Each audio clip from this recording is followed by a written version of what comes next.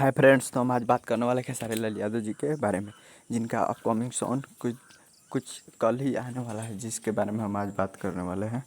और ये आने वाला किस चैनल पर, कब और कब, यही बताने वाला है। चलिए दोस्तों, शुरू करते हैं।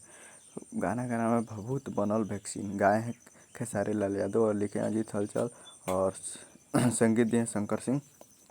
और ये आने वाला है अस्सी फिल्म्स भोजपुरी चैनल पे, जो कि आप लोग, और रिलीज है, और रिलीजिंग टाइम है 18/7/2020, यानी कल ही होगा। और ये 6 बजे सुबह में रिलीज होगा, सुबह में 6 बजे। तो आप लोग तैयार रहिएगा, सुबह में 6 बजे ऐसी फिल्म भोजपुरी चैनल पे वो वैक्सीन वाला सॉन्ग पे।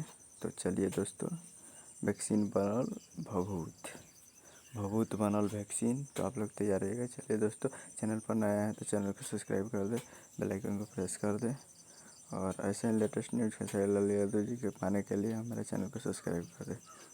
थैंक यू दोस्तों।